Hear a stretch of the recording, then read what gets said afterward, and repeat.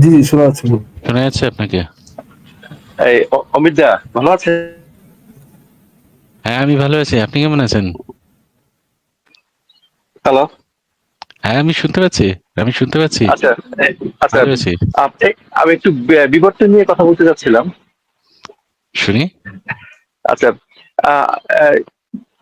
Homo sapiens Homo sapiens যখন আম, আহ, ধীরে ধীরে পরিবর্তন হলো, কোন জিনিসটা হোমোসেপিয়ান্সের সেপিয়ান্সের মধ্যে এই যে ল্যাঙ্গুইস্টিক ইটা আসছে, মানে কোন ঘটনার মধ্যে দিয়ে এই যে এটা কি কোনো এক্স্যাক্টলি কোনো প্রমাণ আছে কিনা বিজ্ঞানীদের কাছে যে আমরা একটা কাজ করতে পারি, বুঝলেন? আমরা একটা কাজ করি যে আমাদের কাছে যে ফসিল এভিডেন্স গুলো আছে, এই ফসিল এভিডেন্স গুলোর সাথে আশেপাশে কি কি ঘটনা চলছে বা পৃথিবীতে কি কি পরিবর্তন হচ্ছে, সেই পরিবর্তনগুলোর সাথে কোরিলেট করার চেষ্টা করতে পারি এবং করিও, বুঝলেন?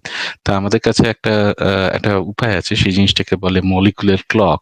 এই মলিকুলার ক্লক গুলো আমরা এই ফসিল এভিডেন্স এর সাথে আমরা এটাকে ক্যালিব্রেট করে করে আমরা সবসময় দেখি। তা এইটা থেকে আমরা বুঝতে পারি যে মানুষ কোন কোন সময় কি কি ধরনের পরিবর্তন হয়েছে বা কোনো একটা লিনিয়েজ কোথা থেকে আলাদা হয়ে গেছে।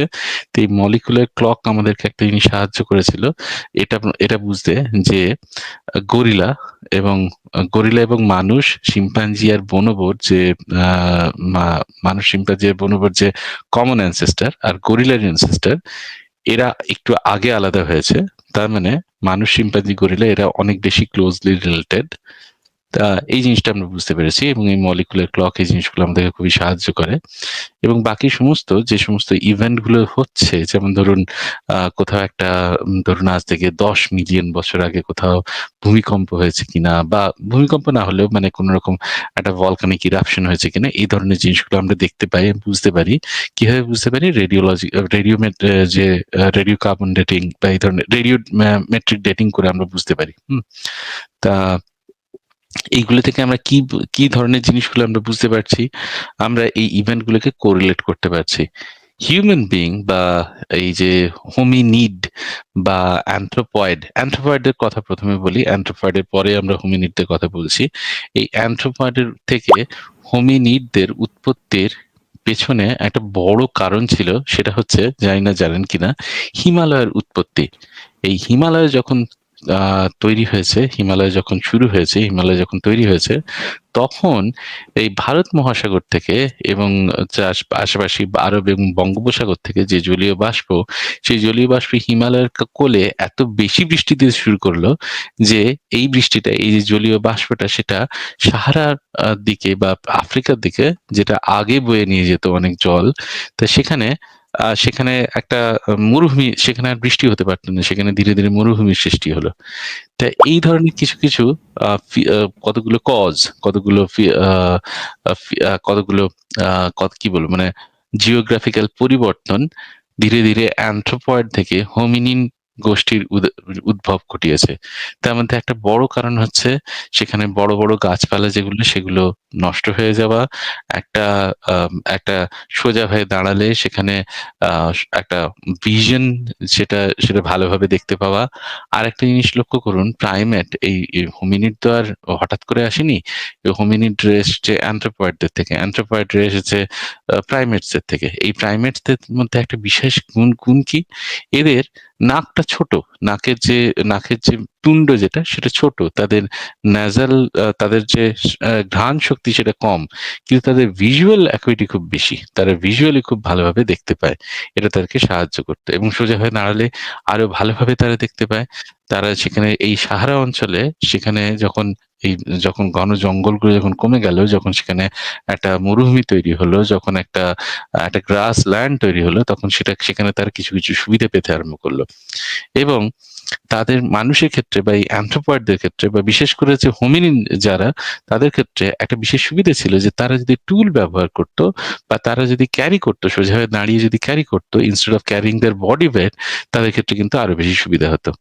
এইবারে এটা কিন্তু শুধুমাত্র মানুষের ক্ষেত্রে অ্যাডাপ্টেশন এরকম হয়েছে সেরকম না, প্রাইমেটদের ক্ষেত্রেও কিন্তু এই অ্যাডাপ্টেশনটা হয়েছে।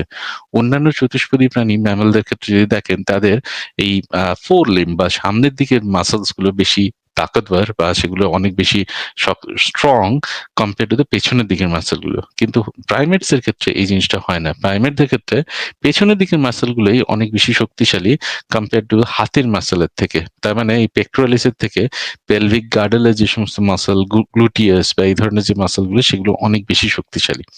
তো মানুষের ক্ষেত্রে কিন্তু এগুলো অ্যাডেড বেনিফিট, মানে ডিরাইভড ক্যারেক্টার গুলো ধীরে ধীরে ধীরে ধীরে তৈরি হতে শুরু করলো।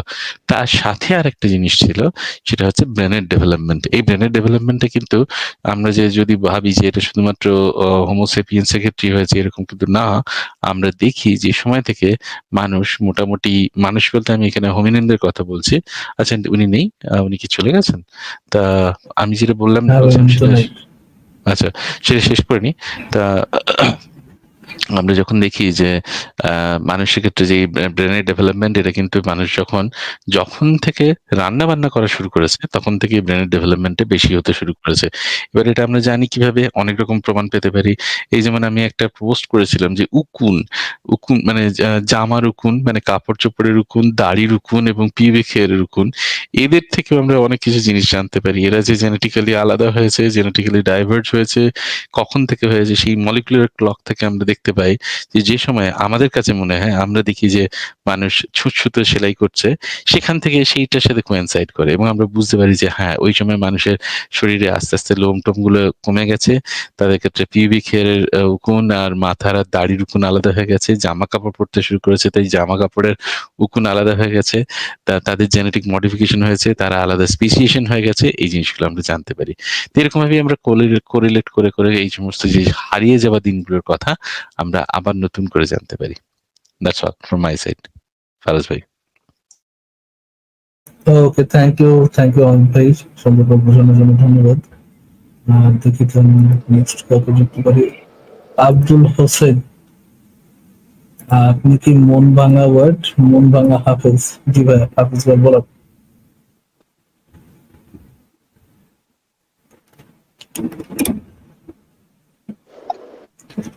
আব্দুল হোসেন,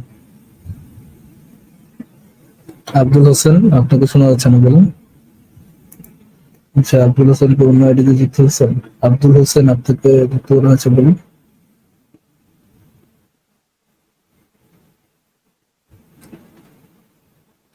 আব্দুল হোসেন, আব্দুল হোসেনকে শোনা যাচ্ছে না, তাহলে আমাকে কি না, লাগবে? ওনার কথা শোনাই যাচ্ছে না নিশ্চয়ই। আচ্ছা, আসিফ মাহমুদ যুক্ত হয়েছে। আসিফ মাহমুদ, আপনি কি শুনতে পাচ্ছেন এখন? হ্যাঁ হ্যাঁ, শুনতে পাচ্ছি। সরি, একটু ডিসকানেক্ট হয়ে গেল। আচ্ছা, ঠিক আছে, বলেন ভাই। আচ্ছা, অমিত, আরেকটা প্রশ্ন হচ্ছে, সরি আমি একটু ডিসকানেক্ট শেষের দিকে এই করছি, এটা শুনে নিব না আমি। আচ্ছা, এখন আমার আহ, আহ, এই একটা প্রশ্ন হচ্ছে যে এই আমরা যদি হিউম্যান হোমোসেপিয়েন্সের জার্নিতে দেখি, তাহলে দেখবো যে গত 5-7 হাজার বছর ধরে হিউম্যানের যে ডেভেলপমেন্টটা, ব্রেনের যে ডেভেলপমেন্টটা বা সিভিলাইজেশনের যে ডেভেলপমেন্টটা, সেইটা আর যদি গত 2 লক্ষ বছর ধরে হিউমোসেপিয়েন্সের যে ডেভেলপমেন্টটা, এটা এটা একটা বিস্তর পার্থক্য দেখা যায়। এখন এটা কি কোনো কারণ যে গত নিশ্চয়ই। 5,000 বছরে যে ব্রেনের সিভিয়ার ডেভেলপমেন্ট হয়েছে, যেটা গত 2 লক্ষ বছরে কিছুই হয় নাই, বা ব্রেন খুব বাজে একটা অবস্থা, মানে খুব ডাউন একটা অবস্থা ছিল? এটা কি বলা যায়, মানে ব্রেনের হ্যাঁ। ডেভেলপমেন্টটা গত 4-5 হাজার বছর ধরে কিন্তু ট্রিমেন্ডাসলি আমরা দেখতে পাচ্ছি যে এটা হচ্ছে। আচ্ছা, একটা জিনিস বলি, আপনি যদি বিগত 200 বছরেও দেখেন, দেখবেন যে মানুষের যে উন্নতি, সিভিলাইজেশনের যে উন্নতি, সেইটার সাথে কম্পেয়ার করলে বাকি যে 1.5 লক্ষ বছর, 2 লক্ষ বছরের যে সময়টা, সেটা মানে সেই সময় প্রায় কিছুই উন্নতি করতে পারেনি মানুষ। তো এইটা প্রশ্নটা আমার মনেও ছিল, তাই এইটা প্রশ্নটা খুব সুন্দর একটা উত্তর পেয়েছিলাম হোমোসেপিয়েন্স বইতে। সেপিয়েন্স লাইক জার্নি অফ, মানে ওই ইয়ের যে brief history of human kind. তো সেইটার যে ইউভাল নোয়া হারারি বইতে, তো উনি বলছেন যে মানুষ যখন ল্যাঙ্গুয়েজ বা ভাষা, উনি কি আবার চলে গেছেন? আচ্ছা, উনি প্রশ্নটা করেছেন, আমি উত্তরটা জাস্ট দিয়ে দিই। তা উনি বলছেন যে মানুষ যখন ল্যাঙ্গুয়েজ বা ভাষার যখন উদ্ভাবন করতে শুরু করলো, তখন এই ইনফরমেশন আদান প্রদান করার জন্য শুধুমাত্র একটা একটা কোনো রকম একটা জেনেটিক পরিবর্তন ছাড়াই, একটা বিশাল কোনো একটা জেনেটিক পরিবর্তন ছাড়াই মানুষ খুব উন্নতি করে ফেলেছিল। তো এই জিনিসটা, এটা আমরা এখন এরকম ভাবি যে আমাদের কাছে একটা কগনিটিভ, একটা হয়তো মানুষ সব থেকে বেশি কগনিটিভ, তার হাই আইকিউ, কিন্তু আমরা আমাদের কাছে আমার মনে হয় এটা একটুখানি একটা বায়াসড হয়ে আমরা এই জিনিসটাকে আমরা জাজ করি, একটা বায়াস জাজমেন্ট বলে আমি এটা মনে করি। কারণ আমাদের কাছে সেরকম কোনো মেজার নেই যেটা থেকে আমরা দেখতে পারবো যে কোনো গরিলা বা শিম্পাঞ্জি বা বনবো তারা কতটা আইকিউ লেভেলে মানুষের কগনিটিভ আইকিউর কত কাছাকাছি। যদি এরকম কিছু কিছু পরীক্ষা হয়েছে এবং আমরা দেখি যে গরিলা বনবো এদেরকে ভালো রকমের ট্রেন করা যায়, তারা রীতিমতো শুধুমাত্র ট্রেন নয়, তারা রীতিমতো মানে সেই জিনিসগুলোকে আত্মীকরণ করে, ডাইজেস্ট করে, অ্যাসিমিলেট করে সেই ইনফরমেশনগুলো, সেগুলো আমরা দেখতে পাই। তবে মানুষের ক্ষেত্রে এই যে হঠাৎ করে একটা প্রোগ্রেস, হোমোসেপিয়েন্স এর ক্ষেত্রে একটা হঠাৎ করে একটা প্রোগ্রেস, এই প্রোগ্রেসটার মূল কারণ ল্যাঙ্গুয়েজের ব্যবহার। এই ল্যাঙ্গুয়েজের ব্যবহার যখনই করতে আরম্ভ করেছে তখন প্রত্যেকটা জেনারেশনকে একবার করে কেঁচে গুন্ডুস করতে হয় না। তার মানেটা কি? তার মানে ধরুন কোনো একটা বাচ্চাকে, মানুষের একটা বাচ্চাকে যদি কোনো রকম কোনো ইনফরমেশন না দিয়ে যদি আপনি জঙ্গলে ছেড়ে দেন, সে কিন্তু এরকম নয় যে আমার আপনার মতো বুদ্ধি খাটিয়ে সে সার্ভাইভ করতে পারবে বা সেই সমস্ত সার্ভাইভাল স্কিলস গুলো শিখে নেবে। তার কগনিটিভ উন্নতি হয়তো সেরকম ভাবে হবে না। এই যে আমাদের কগনিটিভ যে একটা ডেভেলপমেন্ট হয়, প্রত্যেকটা বাচ্চার যে একটা ডেভেলপমেন্ট, কগনিটিভ ডেভেলপমেন্ট হয়, এটার একটা মূল কারণ হচ্ছে আমাদের ব্রেন প্রথমত সেটা ইমপ্রিন্ট করার যোগ্য, সেটা হচ্ছে মডুলেট করার যোগ্য। এটা যখনই ওই যে নিউরাল কানেকশন গুলো তৈরি হয়, সেগুলো ল্যাঙ্গুয়েজের মাধ্যমেই তৈরি হয়। যদি এরকম কোনো একটা বাচ্চাকে দেখেন যার সাথে তার বাবা মা ভালোভাবে কমিউনিকেট করে না, সে হয়তো একটা একটা এমন একটা যদি জায়গায় কোনো একটা, যেমন এই ধরনের প্রবলেম অনেক সময় দেখা যায় যে কোনো অরফানেজে হয়, যেখানে বাচ্চাগুলোর সাথে কেউ কমিউনিকেট করে না, কথা বলে না, খেলে না, তাদের কিন্তু কগনিটিভ ডেভেলপমেন্ট সেরকম ভাবে হয় না।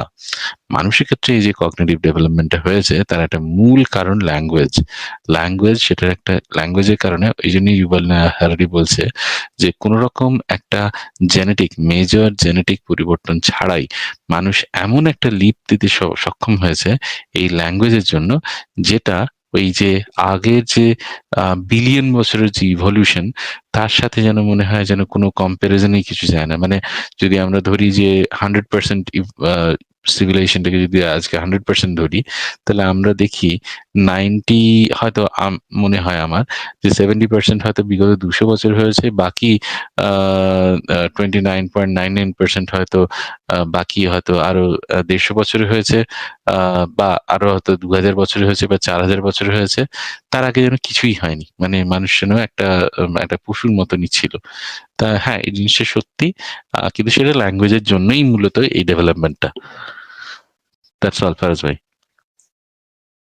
আসিফ ভাই, আশা করি আপনার উত্তর দিয়েছি। আপনি মিউটে আছেন আসিফ, মোহাম্মদ ভাই। হ্যালো, হ্যাঁ শোনা যাচ্ছে? হ্যালো, এখন শুনে যাচ্ছে, এখন আমি, শুনে যাচ্ছে। হ্যাঁ, আচ্ছা, আমার আমার ধরেন 3000 বছর আগে যে মানুষটা, তার চেয়ে বর্তমান সময়ের একটা মানুষ কি বেশি বুদ্ধিমান? যদি তাকে যদি এরকম ভাবে যদি ট্রেন করেন, 3000 বছর আগের মানুষকে যদি ট্রেন করেন, তাহলে কিন্তু খুব একটা ডিফারেন্স দেখবেন বলে আমার মনে হয় না। কারণ সেই সময় মানুষের যে সমস্ত আর্টিফ্যাক্ট গুলো আমরা পাই, বা ধরুন যে ফসিল পাই, ফসিল রেকর্ড বা যেগুলো পাই আমরা, যে মৃতদেহ সেখান থেকে পাই, খুব যে বেশি চেঞ্জ হয়েছে সেরকম কিন্তু আমরা দেখি না। আমার মনে হয় না যে সেরকম কোনো রকম অসুবিধা হবে বলে। যেমন একটা ধরুন আপনি টাইম মেশিনে করে একটা 3000 বছর বা ধরুন 5000 বছর বা আগে গিয়ে পিরামিড মিশরের ওখান থেকে একটা বাচ্চাকে নিয়ে চলে এলেন চুরি করে, ঠিক আছে? তো ধরুন রয়্যাল ফ্যামিলির একটা বাচ্চাকে নিয়ে চলে এলেন, তো তাকে যদি আপনি কোলে পিঠে করে এখন এই যুগের মানুষ করেন, সেই যুগের মানুষের মতনই মানুষ হবে সে। কিন্তু এরকম মানে খুব বেশি যে জেনেটিক ডিফারেন্স বা তার কগনিটিভ এবিলিটির মধ্যে ডিফারেন্স দেখবেন সেরকম কিন্তু নয়। হ্যাঁ, এটা এটা আমার কাছে মনে হয়, যেমন সক্রেটিস কিন্তু অ্যাপ্রক্সিমেটলি ওই ওই ওই সময়, রাইট? সক্রেটিসের মতো এইরকম মেধাবী মানুষ তো বর্তমান সময়ে খুব একটা দেখা যায় না। কাজে ওইটাকে বাতিল করা যায় না, ওই সময়টার মানুষের বুদ্ধিমত্তাকে, রাইট? নিশ্চয়ই। আবার এবার দেখুন, আপনি বর্তমান যদি সময় ভাবেন, দেখেন আইনস্টাইনের মতো জিনিয়াসও তৈরি হয়েছে। কাজে দেখেন সক্রেটিস বা আইনস্টাইনের যে পিরিয়ডটা 3000 বছরের গ্যাপ, তার মানে বুদ্ধিমত্তার দিকে কিন্তু খুব বেশি আসে, যেটা বলে নেই, মেবি ইউর রাইট, আপনার কথা নিশ্চয়ই যুক্তি আছে, হ্যাঁ। এবারে আপনি হ্যাঁ, ধরুন একটা জ্যাকগামো বা ধরুন এরকম এই ফাইনম্যানের সাথে যদি আমার তুলনা করেন, হ্যাঁ, তাহলে কিন্তু চলবে না। ঠিক আছে?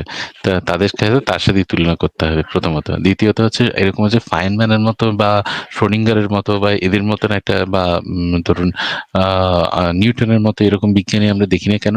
তাদেরকে সেই প্ল্যাটফর্মে বিচার করতে হবে। এরকম হয়তো আমাদের যুগে এরকম হয়তো অনেক মানে ক্ষণজন্মে এরকম প্রচুর সায়েন্টিস্ট আছেন। এরকম অ্যালান গুথের মতন প্রচুর সায়েন্টিস্ট আছেন, প্রচুর সায়েন্টিস্ট আছেন। কিন্তু সমস্যাটা হচ্ছে তাদের সময়ে যে নলেজটা ছিল সেটা একটুখানি কম ছিল। তাই জন্য হয়তো দেখবেন এই ফাইনম্যান ম্যাথসেও যেমন জানে, কেমিস্ট্রিও যেমন জানে, এই নিউটন এখানেও আছে, ওখানেও আছে। এই কেমিস্ট্রি পড়তে গেলেও নিউটনের ল, এখানেও নিউটনের ল, ওখানেও নিউটনের ল, সব জায়গাতেই সে কাজ করে বসে আছে। হ্যাঁ, আমাদের সে মানে পুরো মানে আমাদের জীবন পুরো অতিষ্ঠ করে রেখেছে এরকম মনে হতে পারে। তবে সেটা ঠিক আছে। তো আমার মনে হয় না আপনি এরকম জেনেটিক্যালি কোনো ডিফারেন্স দেখতে পাবেন। আজ থেকে 10,000 বছর আগেরও যদি কোনো হোমোসেপিয়েন্সকে তুলে আনেন, একটা বাচ্চাকে তুলে আনেন এবং তাকে যদি মানুষ করেন, তাহলে আমার মনে হয় না কগনিটিভ এবিলিটির মধ্যে কোনো রকম ডিফারেন্স দেখতে পাবেন। কারণ আমাদের ব্রেন কিন্তু ইমপ্রিন্টেবল। আপনি একটা বাচ্চাকে যেভাবে শেখাবেন সেভাবেই সে শিখবে কিন্তু। এবং সেই জন্য আপনি একটা বাচ্চার কগনিটিভ ডেভেলপমেন্টের জন্য এই জন্য আমাদেরকে কাজ করতে পারে। এই জন্য এরকম এরকম যদি হয় যে আমি ধরুন আমার ছেলেকে যদি সারাদিন শুধু যদি ওই হরে কৃষ্ণ হরে রাম শোনাই বসিয়ে বসিয়ে, তা কিন্তু সে তার মেন্টালিটিও কিন্তু সেরকম হবে। তার জায়গায় সে যদি দু চারটে ধরুন ডাইনোসরের বই পড়ে বা এই ধরনের অন্য কিছু পড়ে, আমার মনে হয় সে he will do a better job. তার কগনিটিভ এবিলিটি কিন্তু অনেক বেশি ডেভেলপড হবে। ফারাজ ভাই, আচ্ছা, উনি মনে হয় চলে গেছেন আবার। আচ্ছা, দেখেছি তো। এই থ্যাংক ইউ আমির বারবার ভাই। ডিসকানেক্ট হয়ে যাচ্ছেন। আচ্ছা, হ্যাঁ, আমি ওই অমিত দাকে কিছুক্ষণ আগেই কমেন্ট করেছিলাম একটা ব্ল্যাক হোলের বিষয় জানার জন্য। উনি বলেছিলেন হ্যাঁ আমি শিওর এটা করব। ওইটাই আর কি। অমিত দা, কেমন আছেন আপনি? আহ, অনেকদিন পর আমি আপনার ভালো সঙ্গে আছি। কথা হচ্ছে। আপনার সাথে অনেকদিন বাদে কথা হচ্ছে। আপনার সাথে আমি তো ফেসবুকে কানেক্টেড, তাই না? হ্যাঁ হ্যাঁ হ্যাঁ, অনেক আগে থেকেই তো। নিশ্চয়ই। আচ্ছা। আচ্ছা, এখন যদি ব্ল্যাক হোল নিয়ে কথা বলা শুরু হয় তাহলে কিন্তু মানে শেষ হবে না। তবে একটুখানি ছোট করে একটা জিনিস বলে রাখি। এই আইনস্টাইন যখন জেনারেল থিওরি অফ রিলেটিভিটি যখন প্রপোজ করেন, তা আমি সেদিনকে এই অদ্ভুত একটা জিনিস একটা ইয়েতেও দেখছিলাম। এই আমি জানতাম না ব্যাপারটা এরকম ঘটেছিল। তা ওপেনহাইমার যখন আমেরিকায় গিয়ে সে যখন আহ, এই পরমাণু বোমা নিয়ে যখন কথাবার্তা বলছে, তখন সেখানে কিন্তু অলরেডি দেখা গেল যে তারা এই জিনিসটাকে স্পেকুলেট করছে যে ব্ল্যাক হোল মানে এরকম একটা জিনিস থাকতে পারে, সেই জিনিসটাকে স্পেকুলেট করছে। তার মানে শুধুমাত্র যে তারা অবজার্ভ করে সেই জিনিসটাকে দেখেছে সেরকম না, তারা কিন্তু আগে প্রেডিক্ট করলো যে এরকম হতে পারে। তারপরে তারা সেই জিনিসটাকে একটা ইয়ে করলো। হ্যাঁ, সেটাকে তারা অবজার্ভ করলো আর কি পরে। এখন ব্যাপারটা হচ্ছে যে ব্ল্যাক হোল জিনিসটা কি, ব্ল্যাক হোল জিনিসটা খুবই মজার। খুব ছোট্ট করে একটুখানি বলি জাস্ট 1 মিনিটে, তারপরে ফারাজ ভাই আমরা টপিক চেঞ্জ করব। তা যখন যদি এই আপনাকে আহ, আপনাকে জেনারেল থিওরি অফ রিলেটিভিটি যে ইকুয়েশনটা, আইনস্টাইনের ইকুয়েশনটা, এইটাও সলভ করার দরকার নেই। শুধুমাত্র নিউটনের যে ইকুয়েশনটা যেটা আমরা সবাই জানি, সেখানেই তলায় দেখবেন যে হর যে অংশটা, সেখানে একটা ডিস্টেন্স আছে, ডিস্টেন্সের একটা স্কোয়ার আছে। তো এর মানেটা হচ্ছে যে ডিস্টেন্সটা বাড়লে তো ধরুন 2 মিটার ডিস্টেন্স আছে, 1 গ্রাম দুটো ভর আছে, তাদের মধ্যে 2 মিটার ডিস্টেন্স আছে। এই দুইটাকে 4 করলে যখন এই 4 হলো তখন সেটা 16 গুণ কমে গেল। সেটা ইনভার্সলি প্রপোর্শনাল স্কোয়ারের সাথে। কিন্তু একটা জিনিস দেখুন, যদি কাছে নিয়ে আসেন তখন কিন্তু সেটা বড় হচ্ছে এবং সেটা সেই ইনভার্সলি প্রপোর্শনাল যখন, তার মানে স্কোয়ারের সাথে সেটা বাড়ছে। তার মানে এমন একটা জায়গায় আমরা যেতে পারি, এমন একটা জায়গায় একটা যেতে পারে যে যদি খুব প্রচুর পরিমাণ ভর বা প্রচুর পরিমাণ মাস যদি খুব কাছাকাছি চলে আসে, তখন তারা এমন একটা ক্যাটাস্ট্রফির জন্ম দিতে পারে যে সেখানে এমন একটা মাস বা এমন একটা জ্যোতিষ্কই যদি বলি, তা অ্যাস্ট্রোনমিক্যাল বডির একটা জন্ম দিতে পারে যেখানে যে স্পেস টাইমকে নিজেও কার্ভ করে দিতে পারে, আহ যেখান থেকে মুক্তি বেগ আলোর থেকেও বেশি হয়ে যাবে। তা আমরা এই যে এই যে আমরা যে ঘটনা, এই ঘটনাটাকে আমরা ব্ল্যাক হোল বলি। তবে ব্ল্যাক হোল এত সহজ জিনিস না। সেই ব্ল্যাক হোলের মধ্যে ব্ল্যাক হোলের প্রচুর কিছু জিনিস আছে। সেখানে একটা ইভেন্ট হরাইজন আছে। এই ইভেন্ট হরাইজন যখন আমরা ক্রস করি তখন টাইম স্পেসের মতো, স্পেস টাইমের মতো ব্যবহার করে। এই ইভেন্ট হরাইজনের যখন কেউ ভেতরে চলে যাচ্ছে তখন তার প্রোগ্রেসটা আমরা দেখতে পাই না, যে ঢুকছে সেইখানেই তাদের টাইমটা স্টপ করে গেছে, এই জিনিসটা আমরা দেখতে পাই। এই ব্ল্যাক হোলের একটা হকিং রেডিয়েশন আছে, এই জিনিসটা আমরা জানি। এইভাবে তারা ব্ল্যাক হোল ধীরে ধীরে ধীরে ধীরে নিজের মাসটা হারিয়ে যায়। এবং আরেকটা জিনিস অদ্ভুত এখানে, সেটা হচ্ছে যে এই ব্ল্যাক হোল যে ইনফরমেশন, যে কোয়ান্টাম ইনফরমেশন, এই কোয়ান্টাম ইনফরমেশনটাকে অল্টার করে দিতে পারে। তা ইনফরমেশনটা লস্ট হয়ে যায় সেখানে, যেটা কিন্তু খুবই একটা প্যারাডক্সিক্যাল, একটা অদ্ভুত একটা ব্যাপার, যে জিনিসটা হওয়া উচিত নয়, কিন্তু সেই জিনিসটা ঘটনাটাই ব্ল্যাক হোলের মধ্যে হয়। তা ব্ল্যাক হোল সম্পর্কে যে আমরা পুরোপুরি জানি, each and every single thing জানি, সেরকম না। ব্ল্যাক হোল সিঙ্গুলারিটি সম্পর্কে আমাদের জানতে এখনো অনেক কিছু বাকি। আমরা তার জন্য একটা ইউনিফাইড, একটা জেনারেল থিওরি অফ রিলেটিভিটির সাথে কোয়ান্টাম থিওরির একটা ইউনিফাইড একটা থিওরির জন্য আমরা এখনো পর্যন্ত অপেক্ষা করছি। এখনো পর্যন্ত সেটা আমাদের কাছে নেই। আমরা তখন আরো বেশি সত্তর ভালোভাবে ভাগে কিছু বলবেন? কোয়ান্টামকে সত্তর ভাগ মনে হয় হ্যাঁ, বারবার আমি নিউটন। আমি কিছু বলতে যাচ্ছিলাম, সেটা হচ্ছে যে আমি আর একটু সিম্পলিফাই করতে চাই অমিত ভাইয়ের কথাটাকে, একটু সিম্পলিফাই করে আমি বলতে চাই যে আহ, যখন স্কেপ ভেলোসিটি, যেমন পৃথিবী থেকে বেরোতে হলে আপনার স্কেপ ভেলোসিটি হচ্ছে মনে করেন যে 7 মাইল পার সেকেন্ড। তো ম্যাস যত বেশি হবে স্কেপ ভেলোসিটি আরো বেশি হবে। তো এখন ব্ল্যাক হোলের যে ম্যাসটা, ওটা আলোটাও বের হতে পারে না, মানে আলোর স্কেপ ভেলোসিটি থেকে বেশি। যখন স্কেপ ভেলোসিটির ভ্যালুটা হয় তখন ওটা ব্ল্যাক হোল, মানে কি ওখান থেকে আলো আসতে পারে না। তো সেটাকে আমরা ব্ল্যাক হোল বলি। এবং এই যে ইনফরমেশনের কথা যেটা বললেন, ওইখানে দুইভাবে আমরা ইনফরমেশন পাই। একটা হচ্ছে যে হকিং রেডিয়েশন, আর একটা হচ্ছে যে ইভেন্ট হরাইজনের আপনি যে চারিপাশে আপনার যে ম্যাটেরিয়ালগুলি ওখানে ঘুরতে থাকলে পরে কি হয়, ওখানে থেকে রেডিয়েশন বের, মানে ওরা হঠাৎ করে হিটেড হয়ে যায়, অনেক হিট ওখান থেকে হয় এবং রেডিয়েশন বের হয়। তো ওইখানে আপনার ইভেন্ট হরাইজনে একটা আমরা রেডিয়েশন দেখতে পাই। তো যেটা ইনফরমেশন আকারে আমরা পেতে পারি, যে কোন কোন জিনিসগুলি এখন যে ভিতরে যখন যায় তখন ওটা ওই সব জিনিসগুলি হলো আপনার ওই স্ট্রেসড হয়ে যায়, মানে লম্বা নুডলস এর মতো, নাকি নুডলস আপনাকে বানায় ফেলে, স্প্যাগেটিফিকেশন বলে যেটা, ওইরকম বানায় ফেলে। তো সিঙ্গুলারিটিতে তো এইটা আমি অ্যাড করতে যাচ্ছিলাম অমিত দা যেটা বললেন সেটার সাথে আর কি, যে ব্ল্যাক হোলটা এক নম্বর হচ্ছে যে আপনার আলোর চেয়ে বেশি স্কেপ ভেলোসিটি হতে হবে, সুতরাং আলো ওখান থেকে আসতে পারে না। আর দুই নম্বর হচ্ছে যে ইভেন্ট হরাইজন, ওখান থেকে আপনি ইনফরমেশন পেতে পারেন এবং আপনি হকিং রেডিয়েশনের মধ্যেও ইনফরমেশন পেতে পারেন। জি আচ্ছা ভাই, আমার আরেকটা আছে অমিত দা আর সত্যের সন্ধানী ভাইয়ের কাছে, যে এই যে ব্ল্যাক হোলের যে টাইম গ্লিস, এই টাইম গ্লিসের মাধ্যমে কি আসলে টাইম ট্রাভেলের যে বিষয়টা আছে ওইটা কি সম্ভব হতে পারে? এটা অমিত দা কি অ্যাড্রেস করবেন? আচ্ছা, আপনিও বলবেন তারপর।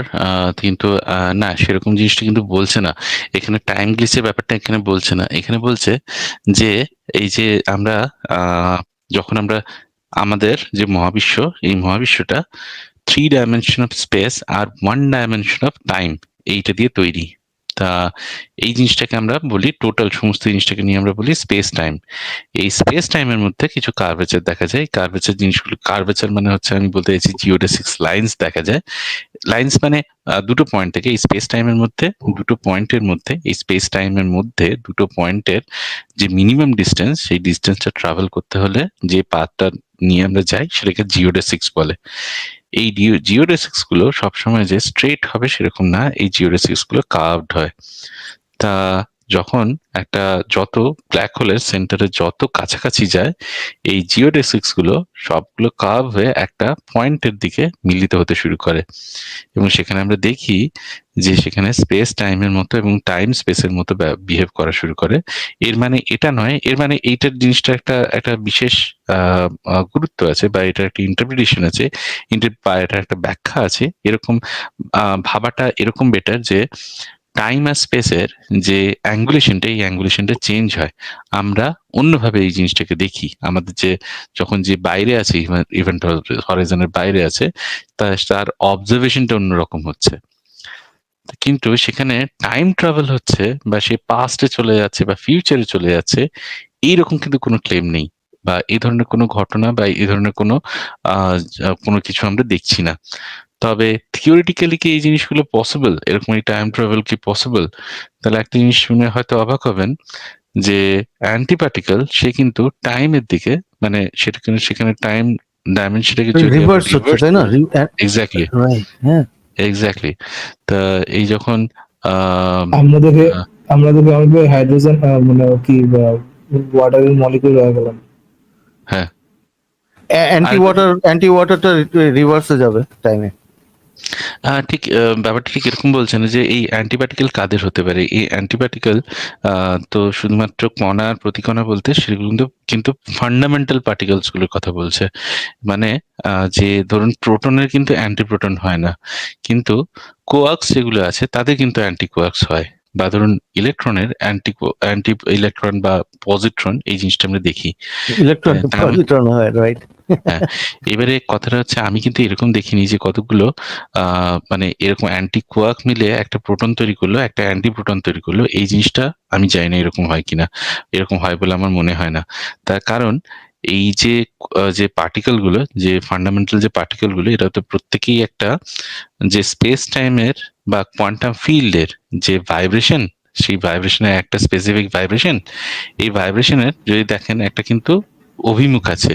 অভিমুখ মানে একটা টাইম ডাইমেনশনের পজিটিভ দিকে যেতে পারে আর একটা নেগেটিভ দিকে যেতে পারে।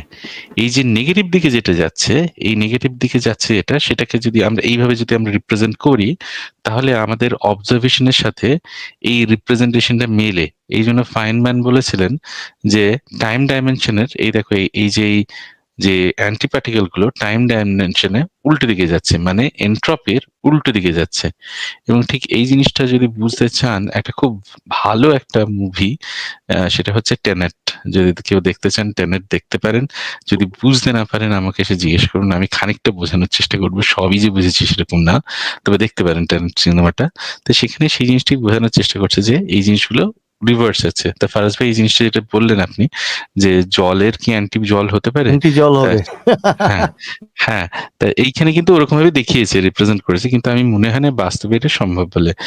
আর এই যে ব্ল্যাক হোলে কিন্তু এরকম দাবি করছে না যে সময়ের উল্টো দিকে যাচ্ছে, যা হয়তো সম্ভব একটা ডাইমেনশন, কিন্তু আমাদের যে মহাবিশ্ব সেখানে আমরা সবসময় দেখি তিনটে ডাইমেনশন, মানে এই দৈর্ঘ্য প্রস্থ এরকম উচ্চতা, আর একটা হচ্ছে টাইম ডাইমেনশন। না ভাই, ওইগুলো বলি নাই, বলছে যে এখন যেভাবে দেখা যাচ্ছে আমাদের তিনজনকে ওয়াটার মলিকিউলের মতো দেখা যাচ্ছে। ও আচ্ছা আচ্ছা, আপনি সেটা বলেছেন। ওকে ওকে ওকে, আচ্ছা আচ্ছা, সত্য সন্ধানী বাইরে আমি ভেবেছি বোধহয় অ্যান্টি ওয়াটার। অ্যান্টি ওয়াটার হবে, হ্যাঁ। ওয়াটার টাইমের উল্টো দিকে যাবে, আমি এটাই সেটাই ভেবেছিলাম। আমিও ভেবেছিলাম সেটাই। তবে আমি একটা জিনিস অ্যাড করি, যে ওয়ার্ম হোল সেটা কিন্তু ওই স্পেসকে অ্যাড করতে পারে এবং আপনার শর্টকাট হ্যাঁ, হতে করতে পারে। বেন্ড করতে পারে। র্যাপ করতে পারে, নিশ্চয়ই করতে পারে। কিন্তু এখনো পর্যন্ত তো আমাদের যে মানে আমাদের যে এটা হাইপোথেটিক্যাল একটা ব্যাপার, তা আমরা এখনো পর্যন্ত জানি না। এবার এরকম হতে পারে যে black হোলের on the other end there may be some wormholes. সেটাই হয়তো স্পেকুলেশন, বুঝলেন? যে unless and সেটা until হতে we পারে, go হ্যাঁ। through that black hole, we know that that quantum physics we know. হতে পারে যে at the other end of the wormhole, at other end of the black hole there is a wormhole, and that reaches to a different universe altogether. হ্যাঁ, হতে পারে gateway to a different universe. Yes correct, yes. এবং সেটা খুব likely, মানে সেটা হওয়াটাই খুব লাইকলি। মানে আমরা যখন দেখি যে একটা ওই যে বলছেন না আপনি, একটা নীল গ্রেড অ্যাকশনের যে বলছিলেন যে একটা ইন্টারভিউটা, তো সেখানে ওই জিনিসটাও কিন্তু বলছিল, বলছে this if you see there is an end, there is a beginning also. তা সেই দ্যাটস লাইক দ্যাট। ফারাজ ভাই প্লিজ। আচ্ছা, ঠিক আছে অমিত ভাই, তাহলে আমাদের লাস্ট। আমার একটা প্রশ্ন আছে। প্রশ্নটা হচ্ছে যে আমরা যখন এসএসসি লেভেলে বিজ্ঞান শিখছি তখন আমাদের বলা হয়েছে যে শক্তির কোনো সৃষ্টি নাই বা ধ্বংস নাই, এবং এটা আমি বিশ্বাস করি যে সৃষ্টি বলতে আসলে কিছু নাই, অর্থাৎ সৃষ্টিকর্তা টপিকটা। আমার কোশ্চেনটা হচ্ছে যে আমরা যদি মারা যাই বা আমি যদি মারা যাই, আমি কি জাস্ট মাটির সাথে মিশে যাই, অর্থাৎ আবার শক্তিতে কনভার্ট হয়ে যাইতেছি এবং এটা রিসাইকেল হইতেই আছে, ব্যাপারটা কি এরকম? ইয়া, শক্তি তো ধ্বংস আর ইয়ে নেই। মানে আপনার তো যখন মারা যাচ্ছেন, যখন আপনার ব্রেনটা পুড়ে যেতেছে, সে তখন তো আর আপনি নাই, আপনার কনসিয়াসনেস নাই, আপনার ব্রেন নেই, সুতরাং আপনি নাই আছে। আপনার now you are just some product, মানে কিছু ম্যাটার এন্ড এনার্জি, যেটা যেটার ভিতরে যে লিভিং বিং গুলো আছে, যে ব্যাকটেরিয়া গুলো আছে, সেটা আপনাকে পচাবে এবং বাইরে থেকে ব্যাকটেরিয়া এসে আপনাকে পচানো শুরু করবে এবং তারা ওইখান থেকে এনার্জি নিবে, যা বাকি যা যা থাকবে সেগুলো মাটির সাথে মিশে যাবে, এনার্জিটা ট্রান্সফার হবে একটা জায়গা থেকে আরেকটা জায়গায়। আচ্ছা, ব্যাপারটা যদি এরকম হয় যে আমি আলটিমেটলি শক্তির সাথে মিশা যাইতেছি, তাহলে আমি তো ডিমোটিভেট হয়ে দেখা গেছে সুইসাইডও করে ফেলতে পারি, যেহেতু আমি আলটিমেটলি শক্তির সাথে মিশিয়ে যাইতেছি। Why be a bitch, dude? Why be a bitch? না, এরকম চিন্তা কিন্তু- আসলো না। Well, তাহলে I think এই যে এটা sort of ধর্মেরই ফ্ল, যেহেতু ধর্ম থেকে আমাদের এই ইয়ে এই মন খোলা খাওয়ানো হয় ছোটবেলা থেকে, যে না আমরা আমরা ইয়ে করবো, আমরা আমাদের মরার পরে আমরা আমাদের ফ্যামিলি মেম্বারদের সাথে আবার দেখতে পারবো, আমরা আমাদের লাভড ওয়ানকে আবার দেখতে পারবো, তাদের সাথে আবার মিলিত হইতে পারবো। এরকম যেহেতু আশ্বাসটা দেওয়া হয়, এরকম যেহেতু আশ্বাস বলতে ফ্যান্টাসিটা দেওয়া হয়, এবং এই ফ্যান্টাসিটা যেহেতু আসলে মনে অনেক শান্তি দেয়, এবং যখন আপনি রিয়ালিটি ফেস করবেন, যে যখন আপনি বুঝতে পারবেন এটা হচ্ছে ফ্যান্টাসি, হ্যাঁ, তখন এটা ডিল করাটা টাফ আমি মনে করি। ধরেন আপনি আপনার জন্য হয়তো বা ইয়ে মেনে নিতে পারবেন, ওকে আমি মরে গেলাম এরপরে শেষ, এটা মেনে নেওয়া টাফ। বাট ধরেন আপনার প্যারেন্টস, আপনার পিতামাতা যখন ধরেন আপনার আগে দুনিয়া থেকে চলে গেল, এন্ড আপনি চিন্তা করতেছেন যে আপনি আপনার প্যারেন্টস কে আর দেখতে পারবেন না, this is the last time আপনি দেখতেছেন, এবং এরপরে আর কখনোই মিট করতে পারবেন না, কখনোই তাকে হাগ করতে পারবেন না, কখনোই বলতে পারবেন না যে আপনি সরি আপনার বাজে কাজগুলোর জন্য, এবং আপনি তাদেরকে অনেক লাভ করেন, এই জিনিসগুলো যে বলতে পারবেন না, এবং এটার জন্য যে খারাপ লাগে, ট্রু ভাই, প্রচুর খারাপ লাগে। বাট আই গেস সত্য মেনে নেওয়াটা হচ্ছে মোর বিং ম্যাচিউরড দেন জি, কোনো ফ্যান্টাসিতে থাকা। জি, জি, বুঝতে পারছি। আমি এখানে আর একটা সম্পূরক প্রশ্ন করি যে তাহলে আমি মানুষ হিসেবে আমার রোলটা কি, বা আমার কি কোনো গাইডলাইন থাকা উচিত না? কেউ একজন গাইডলাইন দিবে আমাকে আমার কি করা উচিত? আচ্ছা, রোলটা কি বলতে বুঝি নাই, রোলটা কি বলতে? আমি জীবিত থাকা অবস্থায় আমার আসলে মহাবিশ্বে আমার ভূমিকাটা কই? আপনি একজন ধার্মিক, একজন আপনার অধার্মিক, ধর্ম না থাকলে আপনার রোলে কোথায় ঝামেলা হচ্ছে আর কি। ধরেন আপনি ধার্মিক, আজকে আপনি মুসলমান, কালকে আপনি মুসলমান না, আপনার কোন জিনিসটা হেরফের হইলো, যে কোন জিনিসটা রোলের কোন ঘাটতি আসলো আর কি, আমি সেই জিনিস একটু বোঝার চেষ্টা করতেছি। না, আমার জাস্ট এরকম মনে হইলো যে আমার আসলে তাহলে কি করা উচিত। মানে আমি যেরকম আমাদের এটাই করা উচিত, আমাদের এটা করা উচিত যে এই কি করা উচিত, এটা আমাদের নিজেদের ফিগার আউট করা উচিত। প্রথমত যে আমরা আমরা নিজের জন্য, নিজের লাভড ওয়ান্স এর জন্য, অফকোর্স আপনি পৃথিবীতে আসছেন, আপনার কোনো না কোনো লাভড ওয়ান আছে, তাদের জন্য আপনি কি করতে পারেন সেটা করা উচিত, আমি মনে করি। জি, বুঝতে পারছি। আমি একটা ঘটনা শেয়ার করতে চাই, সেটা হচ্ছে আজ থেকে প্রায় 10-12 বছর আগে। তো আমাদের পাশের বাসার এক আন্টি ছিল, ওনার শরীরে নাকি জিন ভর করতো, এবং এটা আমি একদিন দেখার জন্য রাত পর্যন্ত ছিলাম। তো আমি যখন আচ্ছা, আমি বলতেছি সত্যের ভাই, আপনি বিয়ে ভাই কি নাই নাকি? আপনি মনে করতেছেন আমি যে স্বৈরাচার কথা বলতে দিব না কোনটা? না ঠিক আছে, আমার মনে হচ্ছে কিন্তু স্বৈরাচার না ভাই। না আপনি ফরাজ ভাই, এখানে আমি একটা কথা বলি ভদ্রলোককে, বা সবার উদ্দেশ্যেই বলি।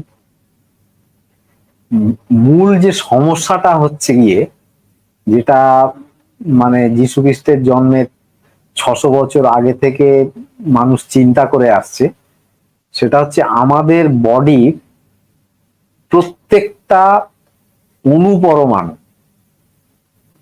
ফিজিক্যাল, মানে তার আকার আকৃতি এটা ওটা সব আছে, কিন্তু এই ফিজিক্যাল বডিতে নন ফিজিক্যাল চেতনা কি করে এলো? এই প্রশ্নের মীমাংসা করতে না পেরে মানুষ এই একটা অতীন্দ্রিয় শক্তি বা যাকে আত্মা বলা হয়েছে, এদের ধারণা হয়েছিল যে ওই তাহলে চেতনাটা বা এই বিচার ক্ষমতাটা, বিচক্ষণতাটা এটা নিশ্চয়ই বাইরে থেকে আসে। তার কারণ হচ্ছে আমাদের বডিটা ফিজিক্যাল, এটা ক্লাসিক্যাল ফিজিক্সের সমস্ত নিয়ম মেনে চলে আমাদের বডি। তাহলে এই নন ফিজিক্যাল যে আমরা সিদ্ধান্ত গ্রহণ করছি, ভালোবাসছি, প্রেম করছি, দুঃখ পাচ্ছি, এই যে বিষয়টা, এটা এই ইট কাঠ লোহা পাথরে নেই, আমাদের বডিতে এলো কি করে? আমাদের বডিও তো ঠিক একই অণু পরমাণু দিয়ে তৈরি। এই প্রশ্নের মীমাংসা করতে না পেরে মানুষ একটা বাইরে থেকে কিছু এসে আমাদের শরীরে ঢোকে এবং সে আমাদের চালনা করে, এইটাকে এরা আত্মা নাম দিয়েছে এবং ওইটি হচ্ছে পরম শক্তি এবং ওইটি ঈশ্বরের লীলা খেলা বা কেরামতি। এইটা হচ্ছে মূল সমস্যাটা। যেদিনকে মানুষ বুঝতে পারবে যে আমাদের শরীরের ফিজিক্যাল এই অণু পরমাণু এটা কোয়ান্টাম লেভেলে গিয়ে চেতনার বিন্দু তৈরি করতে পারে, এই যে রসায়নটা যেদিনকে বুঝতে পারবে, সেদিনকে এই বিজ্ঞানের উত্তাপে ওই আত্মা ঈশ্বর উবে যাবে, জাস্ট উড়ে যাবে। কিন্তু এইটা মানুষের মধ্যে ঢোকানো যাচ্ছে না কোনো মতে, মানুষ বুঝতে চাইছে না। রাইট, আপনি যে আপনার যে কালেকশন অফ অনুপরমাণু বা অ্যাটম যেগুলি আছে, এটা কোথাও না কোথাও ছিল এক সময়, কোন একটা সুপারনোভার মাধ্যমে পৃথিবীতে আসছে এবং এটা আপনার একটা নির্দিষ্ট অ্যারেঞ্জমেন্ট কি আপনি বলতেছেন, একটা নির্দিষ্ট অ্যারেঞ্জমেন্টের অনুপরমাণু কি আপনি নিজের সত্তা বা পরিচিতি দিচ্ছেন, আর যখন আপনার এটা থাকবে না তখন এটা আবার ওই পৃথিবীতে মিলে যাবে বা অনুপরমাণুগুলি অন্য অ্যারেঞ্জমেন্টে চলে যাবে। তো এখানে এর মধ্যে আর কোনো আত্মা বা এই ধরনের কিছু নাই। আপনার যে কনসিয়াসনেসটা ক্রিয়েট হচ্ছে আপনার ব্রেনের ফাংশনের কারণে, আপনি চিন্তা করতে পারছেন বা আপনি নিজের উপলব্ধি করছেন যেটা আমি, যেটাকে বলা সেলফ আইডেন্টিটি, এগুলি ক্রিয়েট হচ্ছে যা সাইকোলজিক্যাল কারণে, ব্রেনের ফাংশনের কারণে। এবং একসময় ব্রেন ফাংশন করবে না, তখন এই অনুপরমাণুগুলি আবার মাটিতে মিশে যাবে বা পৃথিবীতে মিশে যাবে। তো এখন কথা হচ্ছে যে আপনার যে ফ্রাস্ট্রেশন আমি দেখতে পাচ্ছি, যে তাহলে কেন, যদি আমরা একসময় ধ্বংস হয়ে যাব তাহলে সুইসাইড করব কেন? তো এইটা আপনি কেন চিন্তা করছেন না যে আমার এই যতক্ষণ আমি টাইম পাচ্ছি এটাকে কাজে লাগাই, এবং আমি যেটা আমার ইন্টারেস্ট আছে আমি ওই কাজের টাইমটা লাগাবো, তাহলে তো আমার যে টাইমটা আমি পেলাম এটা ইউটিলাইজ হলো, তাই না? তো আমার কেন একটা সত্তা অতি প্রাকৃতিক কিছু লাগবে বা অন্য কিছু লাগবে?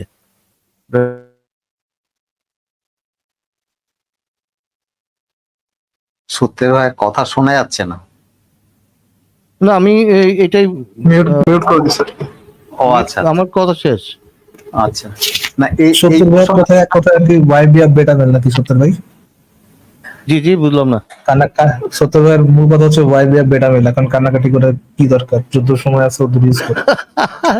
রাইট, আবার যতটুকু সময় আছে আপনি কাজে লাগান, তাই না? আপনি ওই অতি প্রাকৃতিক বা ইয়ের সত্তার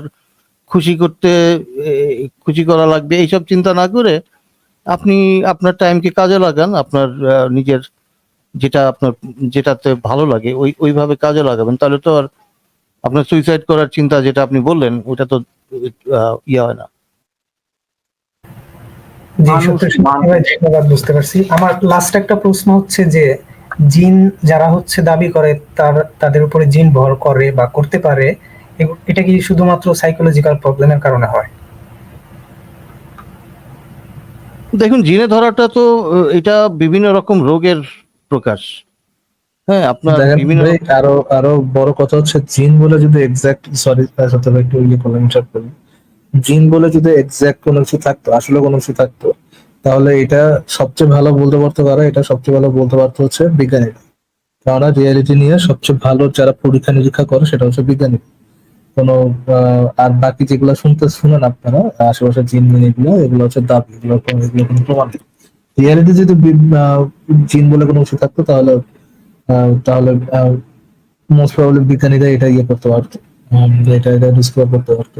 এখন ফ্যান্টাসি তো আর রিয়েলিটিতে ডিসকভার করা যায় না, যেমন ঠিক তেমনি যেমন ধর্মীয় ফ্যান্টাসিতে যেমন জিন আছে, সেই ফ্যান্টাসিটাও রিয়েলিটিতে পাওয়া যায় না। ফর এক্সাম্পল, আমি আপনার আরো ইজি করে বুঝাই যদি, ড্রাগন ড্রাগন কিসে এক্সিস্ট করে? ফ্যান্টাসিতে এক্সিস্ট করে। ড্রাগন বলতে যেটার 4টা লিম্স আছে, মানে হাত পা আছে এবং সাথে পাখাও আছে, এই জিনিস দুনিয়াতে নাই, এই জিনিস দুনিয়াতে এক্সিস্ট করে না।